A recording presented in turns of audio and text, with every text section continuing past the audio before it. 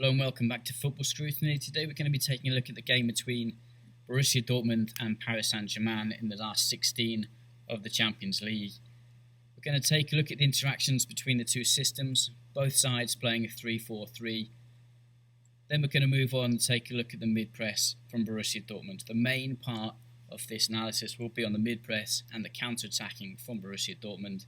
We'll take a look at the high pressing though from PSG and how they played out Borussia Dortmund and playing the ball into the spaces in behind the high defence. Counter-attacking, especially looking at the counter-attacking and pace from Erling Haaland, and of course the goals from the match. Both goals from Borussia Dortmund and of course the goal from PSG. I'm going to start by looking at the team then from Borussia Dortmund with that 3-4-3 system. In defence, moving into a 5-4-1. And then in attack, the wingers or the fullbacks moving high up the pitch, Hazard and Sancho moving inside. PSG a mirror image of Borussia Dortmund. 3-4-3, moving into a 5-4-1 in defence, although Neymar less likely to pick up that defensive position as quickly as the Dortmund players. And then of course in attack, the wingers or the fullbacks moving up high up the pitch and creating that 3-2-5 positioning.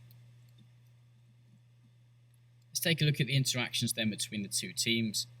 Here we've got both sides lined up in that 3-4-3, and if we move the players into where they would potentially be pressing, you can see that it's a mirror image.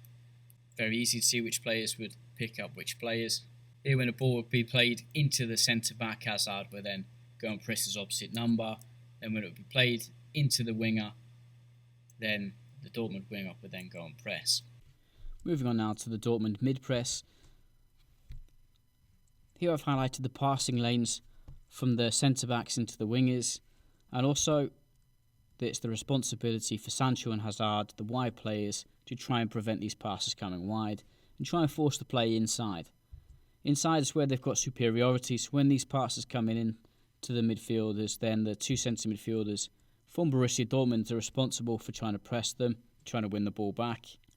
When the two forwards, Neymar and Di Maria, move into these positions to try and help out and receive the play, the two centre-backs, it would be their responsibility to go with them. Of course, they wouldn't go at the same time, just one of them would go, the other one would stay. They would often follow all the way into the opposition half, in front of their midfield line, all the way with those two forwards to try to prevent them from playing. Here's an example of that mid-block from Borussia Dortmund, and a pass coming to midfielder, where the Borussia Dortmund midfielder will then jump and press. Here I'm highlighting the 5 channels of the pitch, the 2 half spaces either side of the middle channel, and I've now highlighted the 3 centre-backs from PSG, each one of them inside one of those 3 channels, keeping their distance, and then 2 midfielders in between those 3 centre-backs in different lines, creating diagonals for them to play out. Further forwards, we've got the wide fullbacks or the wingers, whatever you want to call them, the wing-backs in those outside spaces. In the 2 half spaces, we've got Neymar and we've got Di Maria, and then up front, Mbappe leads the line in that middle channel.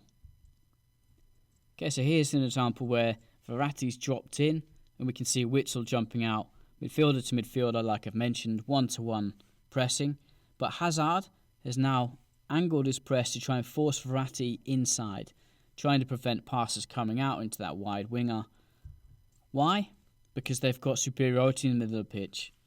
This is an opportunity for them to win the ball back and start counter-attack from this middle position and have superiority over PSG with their counters. So this is an opportunity where they've won the ball back and they're able to counter-attack. Here we can see Neymar and Di Maria in that space in between the midfield line and the defensive line from Borussia Dortmund, and we can also see that all 5 of those players are occupying the channels further into the Dortmund half. Here again, one of the midfielders, Verratti, tries to play the ball inside, and we've got Sancho trying to force the play, trying to force him inside, and there you've got, again, 5 players from Dortmund against 3 from PSG, and they're able to win the ball back and start a counter-attack. Ball comes out into Chan, Haaland one side, Sancho the other, 3 against 2, get to the edge of the box, and then you've just got to make a decision. Which one do I give it to? Do I give it to Sancho, or do I give it between the centre-backs into the path of Haaland? I think he chose poorly. I think he should have given it to Haaland, but this was the most logical pass, easier to make, to Sancho. And he then chips the ball over into Hakimi, who's coming in at the second post, but Haaland mistakes it, thinking it's for him, and just heads it wide. Here's those spaces that I mentioned where the pass is coming into either Neymar or Di Maria. When the ball comes into here, you can see there's plenty of space for them to receive, so one of the centre-backs has to go with them. Really important in the 5-4-1 system that one of those centre-backs has the confidence to jump out with the forwards who are dropping deep to receive. Here we can see Neymar dropping into the space to help with the build-up play, and the centre-back going all the way with him into the opposition half. PSG did exactly the same. Here we can see Sancho dropping in, the centre-back going with him, and this is where Silva, Marquinhos and the right wing-back need to drop in to help cover. The ball comes over the top into that space, and the right winger from Dortmund is able to then put in a cross for either Haaland or Hazard. 2 against 2 in the penalty area, and dangerous play from Dortmund. Borussia Dortmund's so dangerous on the counter-attacks with the speed of their front three and the wingers. Here we can see in the first moments of the game, Haaland picks the ball up and gives the ball into Sancho. And look at the space in behind that defensive line from PSG. A little 1-2. Haaland's expecting the ball to be played into his path. He's screaming for it there. Doesn't receive it, but early warning signs for PSG that they've got to keep an eye on Haaland running from deep. This time from a corner, Haaland, who cleared at the near post, is then driven forward. He's 10 yards behind Sancho, but in a couple of seconds he's already caught up the space and overtaking. And at this moment here we've got a 5 against 3 situation. And when it gets to the edge of the box, Sancho's got plenty of opportunities to play a pass in, either to the wide players or even through the middle of those 2 centre-backs into the number 23. So dangerous Dortmund on the counter-attack. Let's quickly look at the PSG pressing. When they pressed high, they went man for man. As we've already mentioned, the systems, they're so mirror-imaged of each other that when the ball comes into the goalkeeper, the only way to be able to press is to prevent passes coming into the man that you're leaving. So Mbappe goes to press the goalkeeper, but presses in a way that the ball can't then come into Hummels.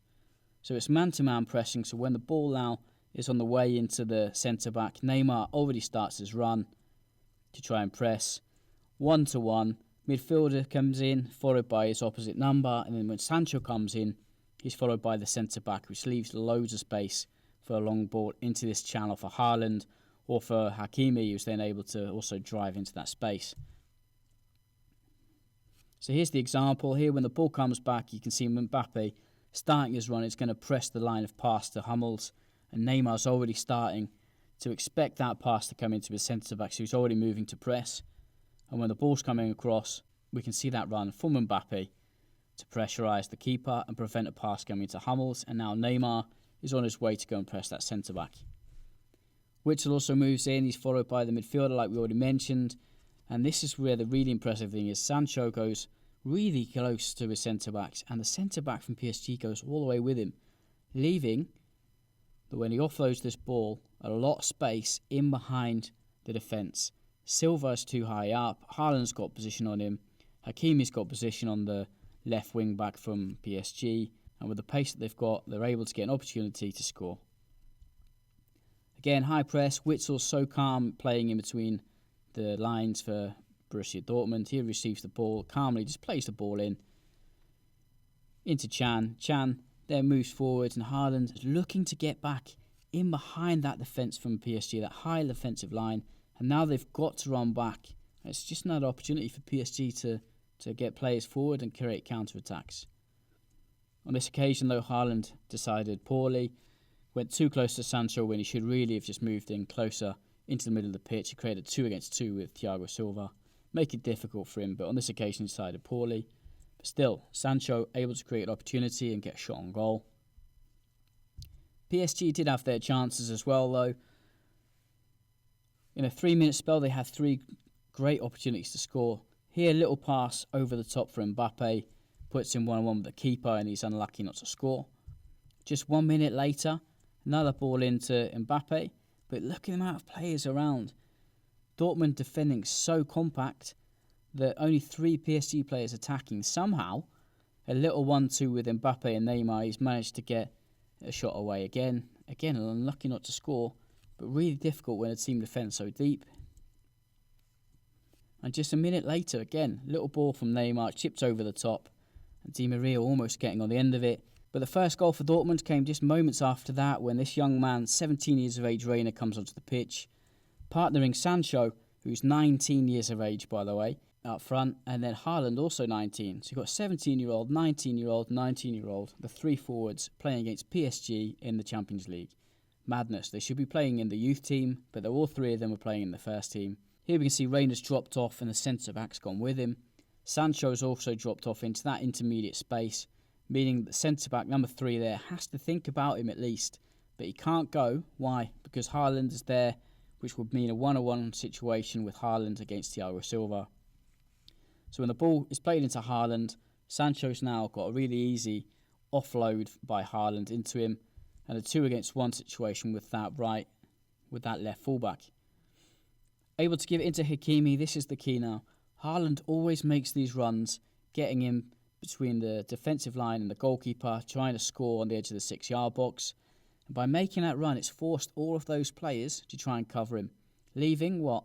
Leaving that space in behind them for a player to run onto. Verratti not quite getting there. The other centre midfielder nowhere near it. Great opportunity for him to score, but look who reacts first when the goalkeeper parries it. Haaland. 9th goal in 7 Champions League games at the age of 19 is just absolutely mental. And he celebrates accordingly. 1-1, the goal from PSG came a few moments later. Such was the defensive structure from Borussia Dortmund, that tight, compact 5-4-1 system, that was going to be an individual creation to be able to get the goal. Mbappe drives in between 4 players, somehow gets lucky with the centre-back committing himself, and then just plays a simple pass across for Neymar to tap it in from the 6-yard box. And then the 3rd goal, the Dortmund 2nd goal, and to win the game. Here the ball was passed through the lines into Reina, 17 by the way, like I've already mentioned. Receives the ball on the half turn, is able to then drive forward. The confidence to drive forward with the ball and then play it into 19-year-old Haaland. And when Haaland picks the ball up there, he just smashes it into the goal from 20 yards out, makes it 2-1. And again, they celebrate accordingly. They almost did get back into it, Neymar, with an opportunity just in front of the goal. It hits the stanchion, and they're unlucky. But that's 2-1 to Dortmund. And my conclusion is that they're so dangerous on the counter-attack, Dortmund, that you wouldn't put them past scoring in the Stade de France in 3 weeks' time, and you wouldn't put them past them getting through the tie and even into the late stages of this Champions League.